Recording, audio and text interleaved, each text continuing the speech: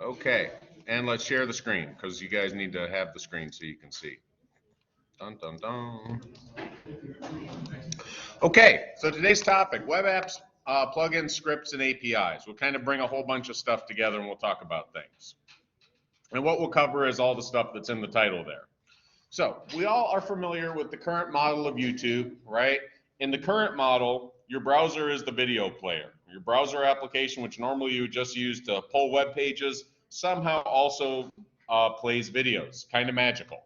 So what happens, you go to YouTube, you see a bunch of links to videos with images of what the videos are, you click on one, it takes you to a page where the video starts to play. So in essence, your browser acts like a video player application for any page of YouTube you want to go to. And we might ask questions like how does YouTube manage this, considering that there are any number of different hardware configurations of people going to YouTube. Those different hardware might be running different operating systems or different browsers with different versions, so there's a lot of different hardware and software that YouTube users might show up and use. So how does that get managed? Well, the short answer, as you probably already guessed, is with APIs, and we'll talk a little bit more about that towards the end.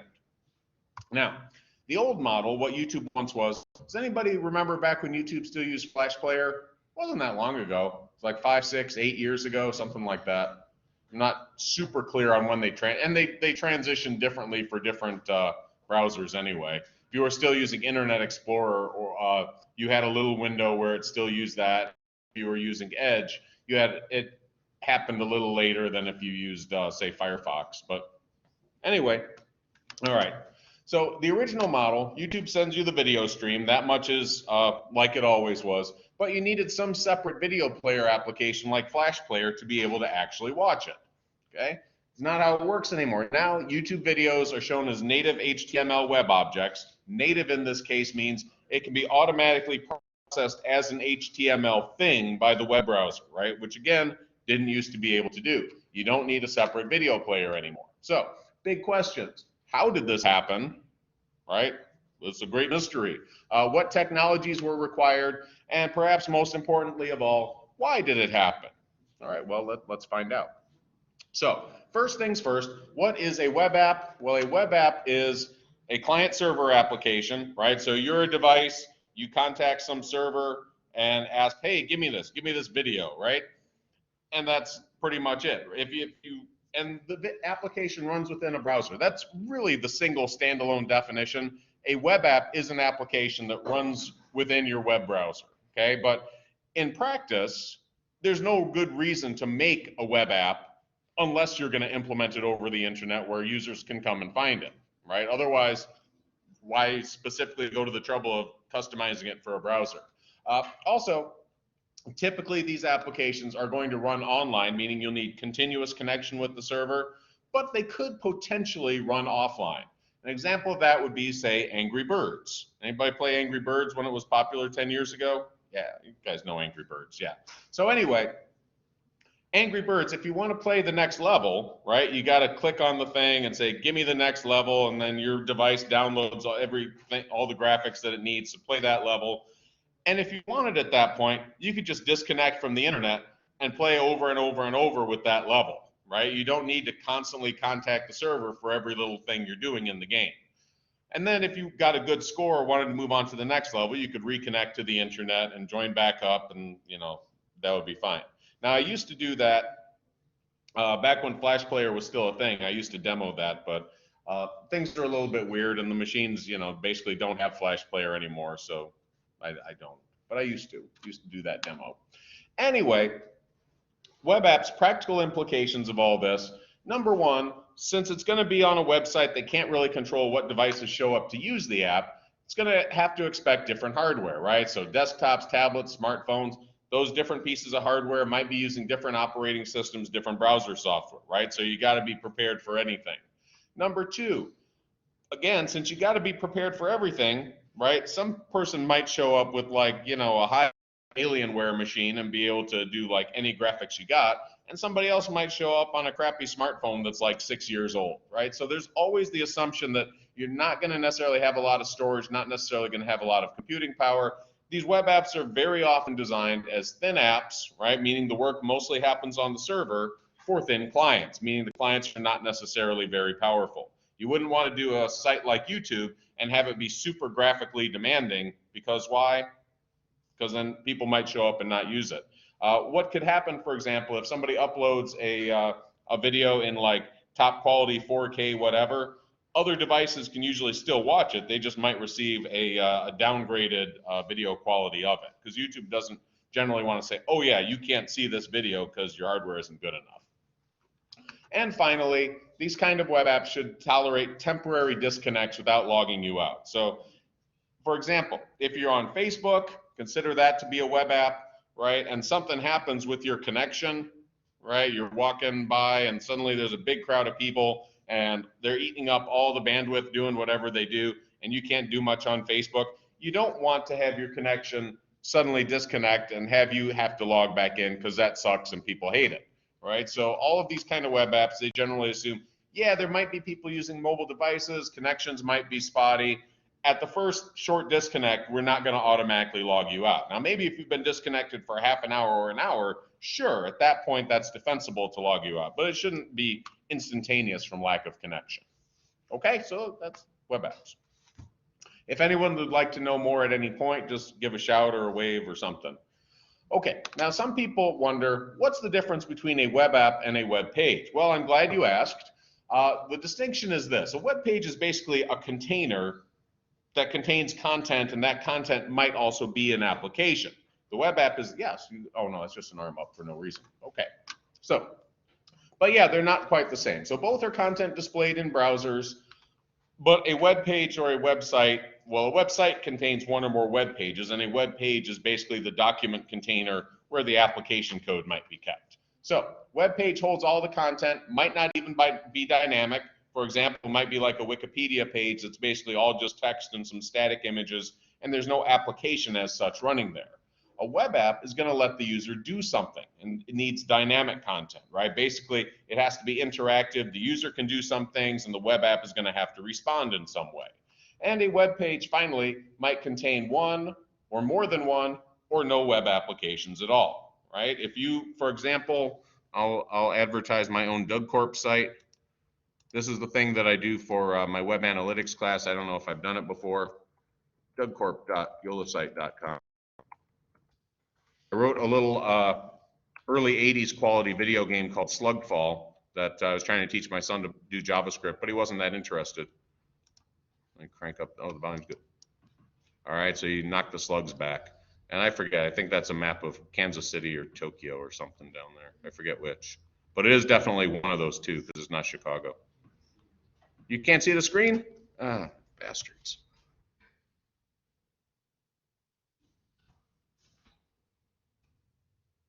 You see, there we go. All right, so anyway, this is Slugfall. And like I said, this page basically has one app, and this is it. All right, obviously on Facebook, you'll have more than one, but this is not really an advertisement for Slugfall, so we're gonna let the slugs win. You just show up and play it. I can give you the code if you want. Boom, game over, man. Okay. Yeah.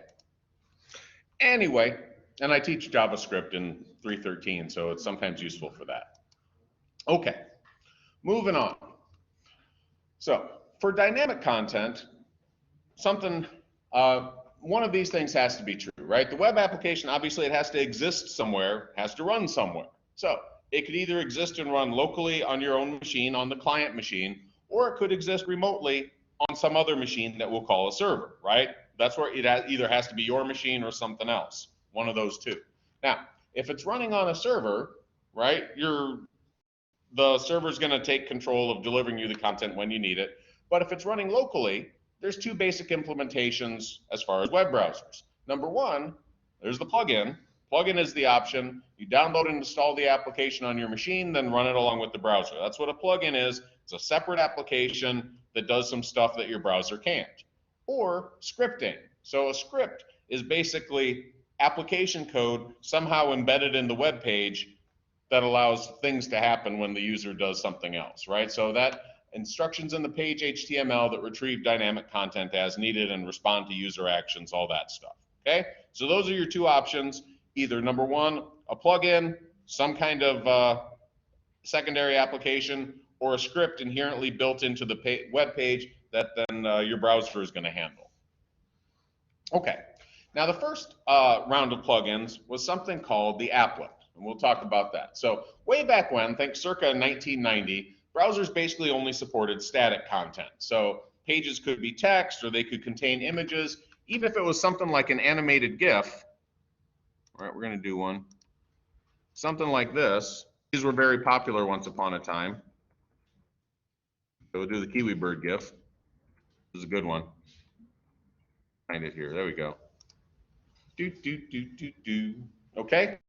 So something like that, you download that little GIF file and it'll automatically play on your machine. Now, sure, it looks like it's animated, and I guess it is, but the point is the user doesn't need to do anything for that to happen, right? It's not interactive. It's just going to be something that kind of on automatic repeat there. So stuff like that was about as interactive as it got. Anyway, of course, people did want dynamic content for all sorts of reasons, right? You want real-time updates. If you placed a bid on something on eBay, you'd like to see if you got outbid without having to refresh the page every second at the end of an auction. You know, if you're tracking sports games or stock quotes or whatever else, if you're on Facebook, you'd like to get a notification of somebody sending you an instant message without having to constantly refresh the page. And of course, video games, right? Browser-based video games, all that has to be dynamic. So people like all that stuff. And in order to do that, first pass, you basically needed some kind of application. So plugin applications were developed to let browsers display additional content types with more flexibility. You could come up with a bunch of ways to do this.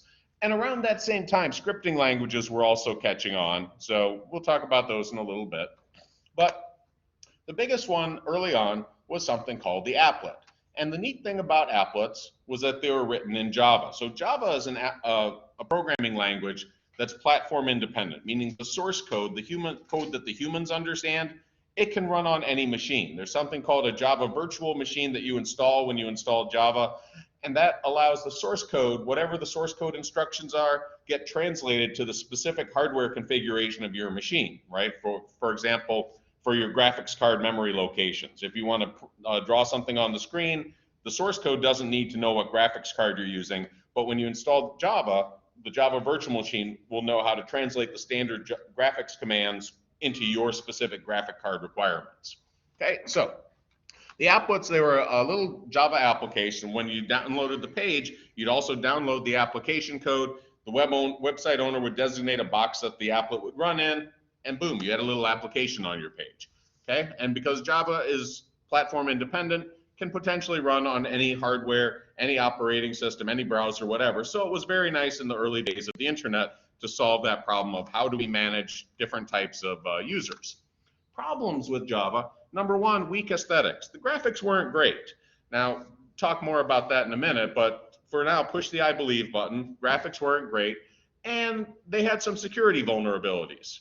You know, lots of things have security vulnerabilities, but you know, when these things caught on, people said, I don't know, these applets, they seem kind of questionable, right? I've heard about bad things happening.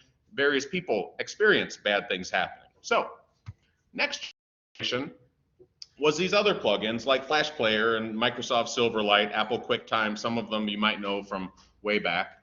Okay, so between applets' weak graphics and perception of vulnerabilities, platform owners said, hey, we don't want to be running applets because they create vulnerabilities and thus people aren't coming back to our website. This is a problem. Users obviously don't want to use software that has vulnerabilities, right? Because they don't want to get hacked. So everybody happily switched to more graphically advanced plugins. They said the graphics look better and it looks like they're more secure. Well, we'll talk about the graphics first. Okay. So I'll do the same text I did earlier. Now, if I do this, if I do Fred, right, and I zoom in on it, let's zoom in.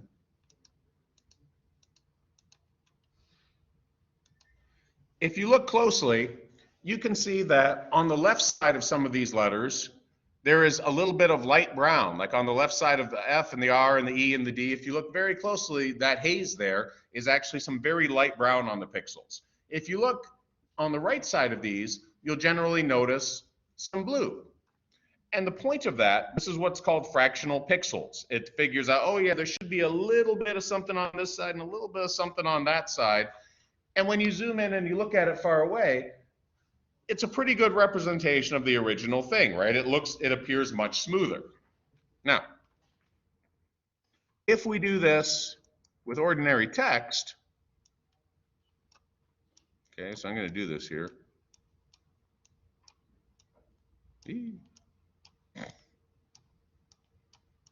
And this is still me super zoomed in here. You can see that it looks kind of blocky and shitty, right? The technical term is pixelicious. Everyone agrees that this doesn't look as good as that first thing? Yeah. And it looks worse the more you zoom in, right? If you zoom in again, right, it looks very, very clunky. So this is the kind of thing. Now, for applets, if you just ran the thing in a designated box and that box was always the same size and it was fine, it might be okay. But problem is, suppose you designated the applet box as a 400 by 400 square. And maybe that looks great on the default screen size of like 800 by 640 pixels, right? But you got some people that are logging in with a 640 by 480 screen, and it takes up too much space there. Or you have other people logging in with a jumbo screen that's like 2,000 pixels wide, and it looks absurdly small. And when you scale it, the graphics end up looking all pixelicious like this, okay? It looks a lot better with Flash Player. So, people saw that and they said, yeah, let's go to Flash Player, right? And again, you know, it looked better, but the problem is, plugins had this, you know, all these other ones, Flash Player, they had the same basic security problems as the Java applets, and in many ways actually worse. So, we'll talk about that in just a moment. But the current status of these applets, for all practical purposes, are gone. Not saying that if you scoured the entire internet, you couldn't find some applet somewhere out there, but the last one I saw on a site of any significance at all was around 2011 on chess.com. And if you think about it, showing a chessboard doesn't exactly require cutting edge graphics. So that, and even that, you know, got phased out like 10 years ago. So again, applets pretty much gone. Plugins, other plugins like Flash Player, the content still exists. Like if you have an old machine that's still running Internet Explorer and Windows 7, you can go to some sites that have content that's still there in Flash and you can still get to it. But most browsers stopped supporting most plugins a few years ago, like circa 2019 was kind of the end of all that. So plugin content still exists, but these other plugins like Flash Player, they're pretty much gone too. Where they're mostly used these days is there's a lot of people who got pretty good at designing content in Flash Player. So what they typically do is they design demos or prototypes of these applications in Flash, and then they create the final version to be shown natively through HTML. Anyway, so FYI, and that's not really testable. Now, problem with security, right? Fundamentally, a plugin is a separate application that has to connect to the browser and has access to some information that the browser has. Most of the time, this is legitimate, right? So for example, you're playing Candy Crush on Facebook, and you have a great game and you update your high score, right? The Flash Player needs to have access to some extent to your Facebook account in order to update your high score. So there's some legitimate context in there where the Flash Player application should be able to access your Facebook account data somehow, right? Problem is, this is really, really hard to implement perfectly in an automated system, right? So bad or subverted plugins, various ways that the bad guys find hacks on these. They can steal information like passwords or the session token. That's basically the data you use to verify that you are you when you go to different pages of a website. And when that stuff gets hacked, then the bad guys can do things like, you know, send instant messages to a bunch of your friends saying, oh, I'm stuck at the airport and I need $100 for a cab ride. Can you help me out, man? Here, send it to, yeah, stuff like that. Okay, the other one that's more interesting, about 10 years ago, a lot of people wanted Flash Player who are Apple users. And Apple said, no, Flash Player, it's a buggy, flawed, you know, vulnerable piece of crap and you don't want it on your machine. But a lot of people really wanted Flash Player because, you know, they wanted to play Candy Crush and stuff. So some bad guys eventually made a Flash Player clone that was actually malware. And so and they advertise it. It says, here, you want to do Flash Player on your Mac? Great, here it is. And so literally hundreds of thousands of people found this, installed it on their machine, with like admin privileges, and basically, gave away the keys to a whole bunch of stuff in their system because, they pressed all those buttons that said, yup, I'm sure I want to install it. I want to give it high access privileges on my account. Yeah. Anyway, so fun article about that from way back. Anyway, so I don't want to make too much of this because all complex systems have vulnerabilities, but the key problem with plugins is figuring when they're doing something bad is really, really hard to implement as policies for automated systems, right? A lot of plugin attacks do things that at least some plugins ought to be able to do some of the time. Second thing, plugin developers, it's not that they completely ignored, security, but, in the end, their response was kind of like, yeah, we're mostly graphics guys. The website's going to have to be responsible for implementing security on this. We'll do the best we can. But the complex things, basically the problem with Flash Player is they had really long application threads. They had to go through a bunch of complex things to make content appear the way it was supposed to. And those long threads meant that if there was a vulnerability at any point in the thread, the bad guys could latch in and do whatever bad things they were going to do. So as these kind of applications go, it was hard to make it invulnerable to security threats. And finally, there were a whole bunch of different plugins, in the around 2000 being developed. A number of them got some significant traction, and that multiplied the number of ways where things could go wrong, right? So maybe there was a vulnerability that didn't work on Flash Player, didn't work on Apple's QuickTime, but it did work on Microsoft Silverlight. Or maybe it didn't work on Applets, but it worked on some other plugin. So the bad guys, once they figured out one kind of attack, they could try it on every different plugin, and yeah, there'd be a chance it could work on one or more of them. So plugins had security problems. Now, we're going to talk about how this developed in real life. We'll do history first. Okay. I assume nobody's ever heard of Willie Sutton. Exactly. Your grandparents might have, though. He was a famous bank robber from arguably the golden age of bank robbery in the United States, circa 1930. You guys have heard of John Dillinger, though, right? He was shot and killed not far from where I used to live in Lincoln Park. There's a movie theater up there like Lincoln, yeah. So anyway, but yeah, kind of golden age of bank robbery. Anyway, Willie Sutton had a quote attributed to him that when some media guy asked, hey, why do you rob banks? Expecting some sort of moralistic answer like, oh, because I fell in with a bad crowd, or maybe because my mom didn't spank me enough, whatever. Instead, he said, because that's where the money is, right? And it's the same thing. And that passed for a really good joke 50 years ago, just saying. Anyway, and that remains the same, right? The bad guys, they're going to go where the money is. So if you were trying to exploit some vulnerabilities in web browsers, plugins, whatever, what would determine your selection? Well, number one, you'd go for a target that was popular, right? Popular website, find a vulnerability in a browser that's widely used, find a vulnerability in an operating system that's widely used, right? So for example, back in the day, Windows had like probably 97% of the market, and Apple OS, or Mac OS had like 3%.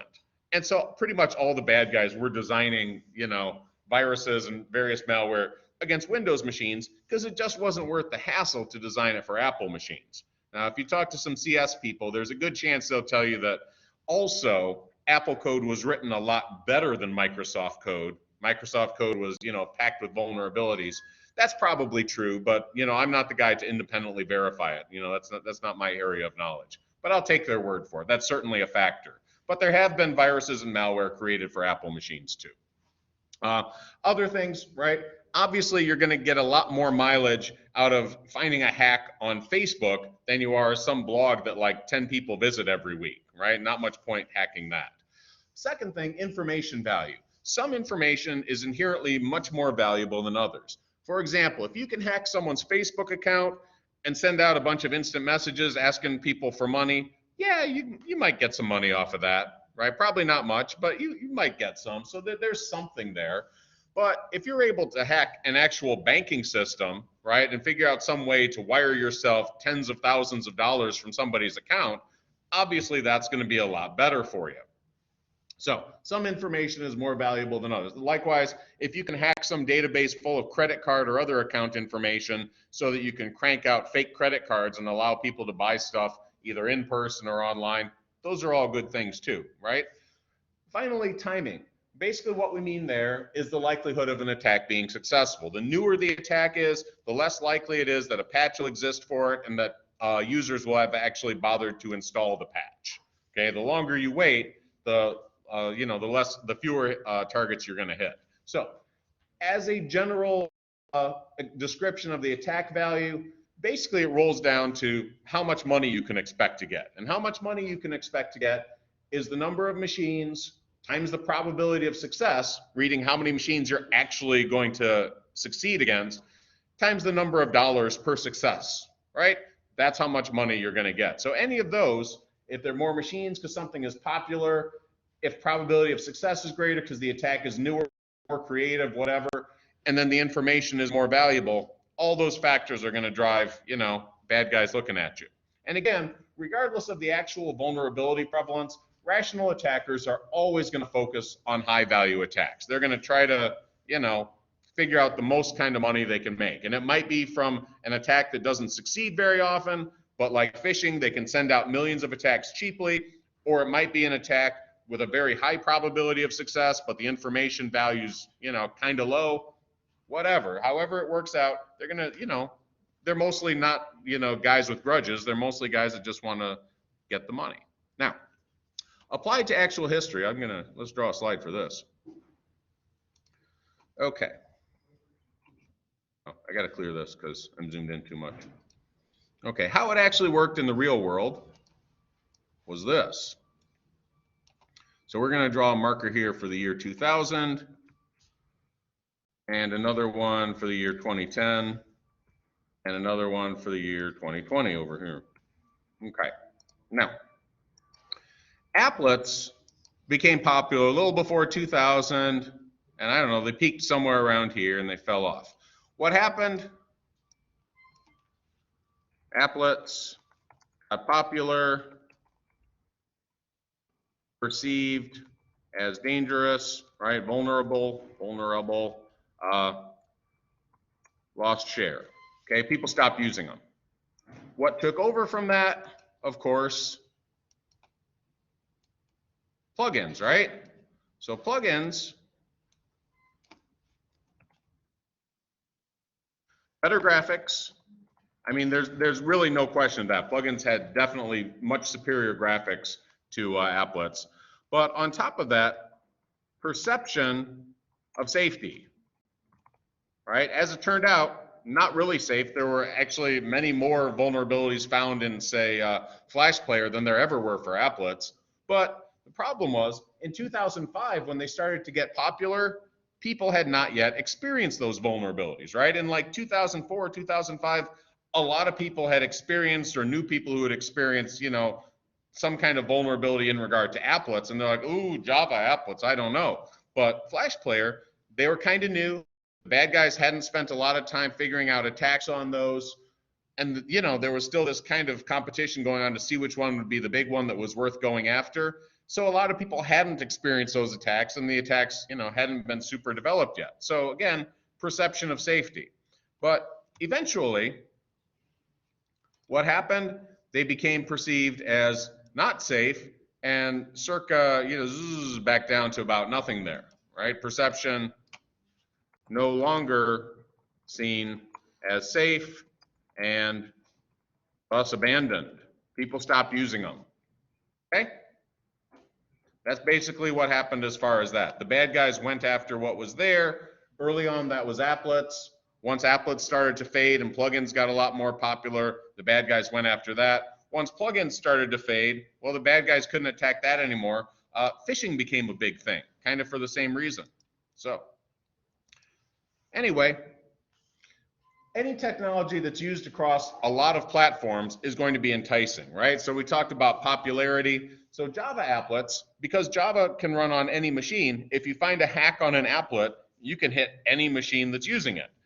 any plugin that's compatible with multiple operating systems, multiple browsers, whatever, or just really popular like Windows, you know, those things are good targets. But if those go away, phishing is still a pretty good third option because you can write your phishing email, and all email applications pretty much work the same way. You can send that message out and not really have to customize it for hundreds of different kinds of machines. Okay, so same kind of principles apply.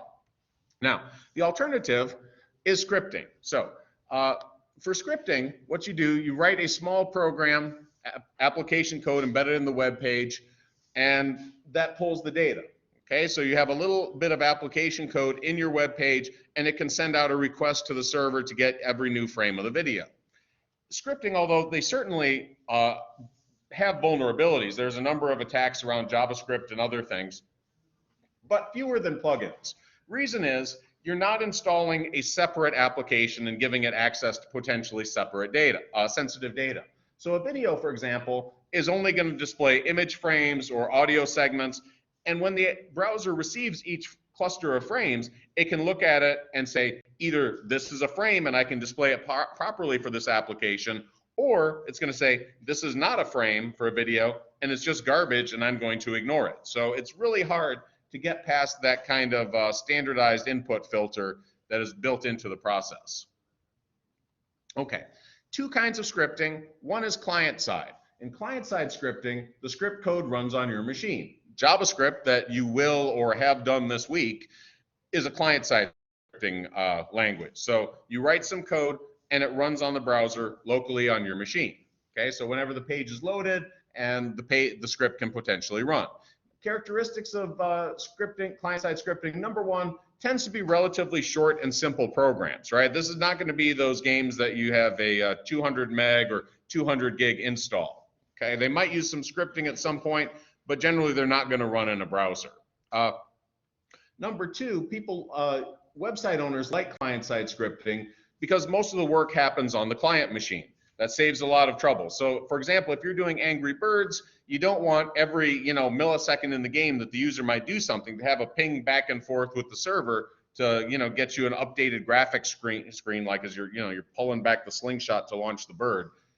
Nobody does that. Okay, so you can generally minimize the number of request response cycles with the server. So in Angry Birds, you only do it when you need to get the data for a new level.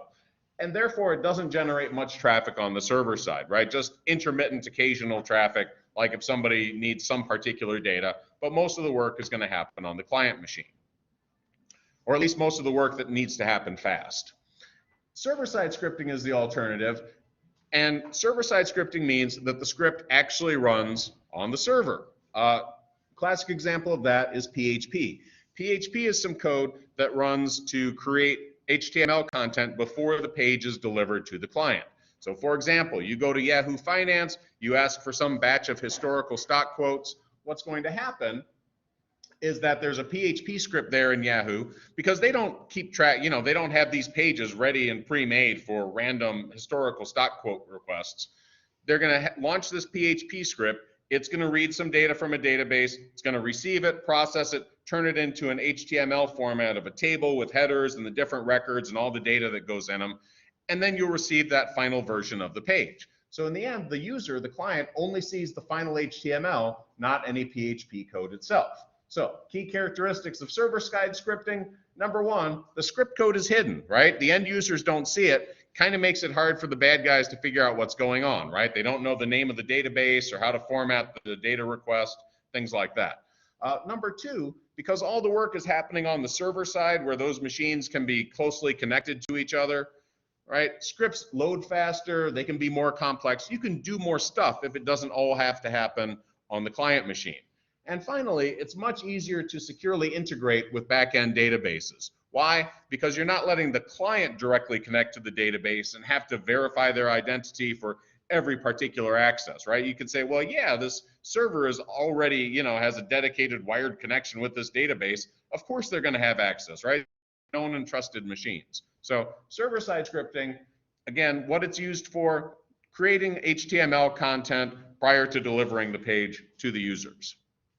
All right, now HTML, if you've been going to lab exercises or paying attention to some of the previous lectures, you know that HTML is the primary language for writing web pages. Now, it's gone through several versions since it was invented.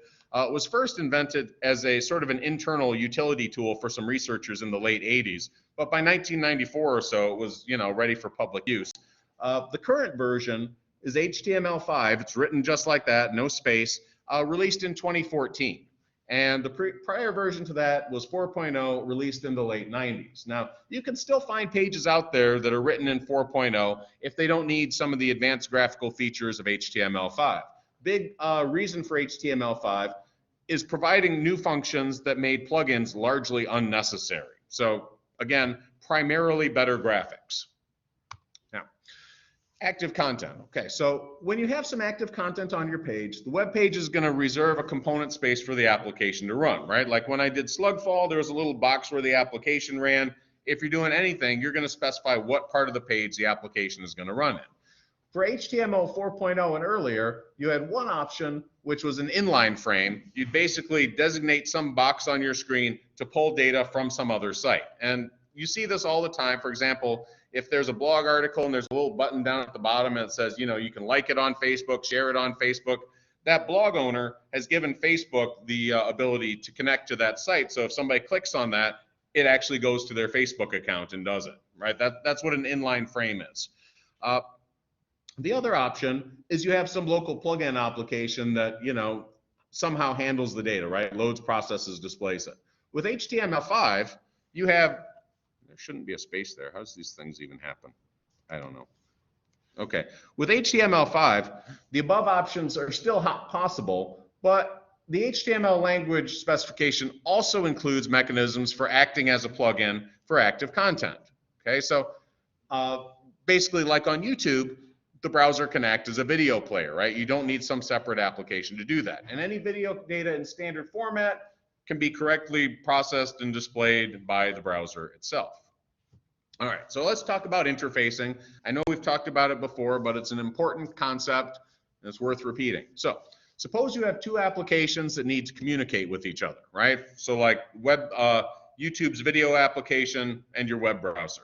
Those applications are going to need some kind of standard language to communicate, right? Because the video player is going to be sending out video frames and the browser is going to be, oh, I'm just a web browser. I get web pages. What am I going to do with these video frames? So you create an interface to enforce that translation, right? And that means the inputs are going to conform to some standard format or else the receiving application will reject it. So you're watching a video on YouTube, you may get frames of video data, you may get audio segments that are synchronized with the video frames, right? That's what you expect to get. Likewise, the application outputs are also in some standard format. So for example, when your browser sends a message back to YouTube saying, here's the state of my buffer, here's the next video segment I expect to get, something like that, here's my connection quality, then YouTube, that's what YouTube expects. It's the information it needs to deliver the next video segment. All right. Now, standard interfaces are very important because they allow handling this proliferation of software and hardware types, right? So suppose the universe had only one web browser, one video application, right? It's 1993, and this is all there is. In that case, there would only be one unique browser video app pairing. So you'd still have to design an interface because these are different applications that are sharing information, but you'd only have to design one because only one is possible. And in various ways, you could optimize that interface to work really well for that particular browser and that particular video player. Now, but if you have many browsers and video apps, then there's going to be many possible pairings, right? And if you're going to customize interfaces like that, you'd have to design a new one for every possible combination of browsers, video applications, video formats. It's going to be a lot cheaper and faster to just have one standard, right? Now, nobody has to come along and enforce that in most cases. It's just people are going to realize this. They're going to say, we're YouTube. We're going to have like one standard interface that we want to use, right? Because we don't want to design literally hundreds or thousands of different interfaces and keep them all up to date. All right, so APIs are that technology, we've talked about them before, used to enforce standard communication models between applications. So again, conceptual example, you have a video, it's a sequence of image frames with some audio stream attached and a delay between each frame. So if you're showing like 20 frames per second, there's going to be like 0.05 delay between frames. And there might be some compression involved as well. You might send the frames uncompressed, compressed, whatever. So when you design the API, you would design it to either accept single or partial bundled frames together. You would accept a number of widely used compression technologies, and you would use pretty much all the popular and a lot of the less than popular video formats out there. Because again, you would want to, if you're YouTube, you want to give people the option of uploading their video data in a bunch of different formats and successfully delivering it to users. Okay, last slide. So practical implications of all this, way back when YouTube relied on plugins, right? One of the weird things about this is that, you know, the plugin had to download that data basically as a separate file. So what you could do is you could usually right click on the video and select the save as option to save that video locally to your own machine. Now, you could still do that. Like if you have an older machine that's like running Windows 7, Internet Explorer, even some other browsers, if you know the operating system is old enough, you can still do that on some sites, and it's going to, you know, save you a lot of time and trouble versus going to YouTube every day and doing this. But the switch to HTML5, number one, not only improved security, YouTube's happy about that, users are happy about that, but also made it harder for users to avoid ads. YouTube's happy about that, users, not so much. So with HTML5, video content still gets delivered to your browser, still stored as file segments somewhere in your browser. And if you want, you could get some specialized software that'll capture those segments and recombine them into a video you can play later. But, you know, it's a little complicated. Most people don't want to go to that much trouble. And a lot of those, you know, kind of applications are riddled with malware of various types. So, you know, kind of want to avoid them. So it's harder for viewers to avoid seeing ads. YouTube's real happy about that. All right, that's all I got. It's been a hoot. Enjoy the long weekend. All right, we'll see you next time.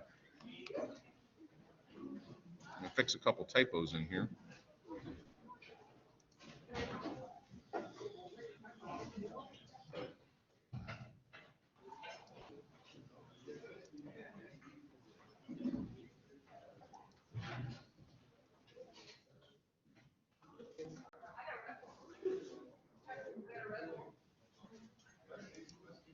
All right, we'll see you all next time.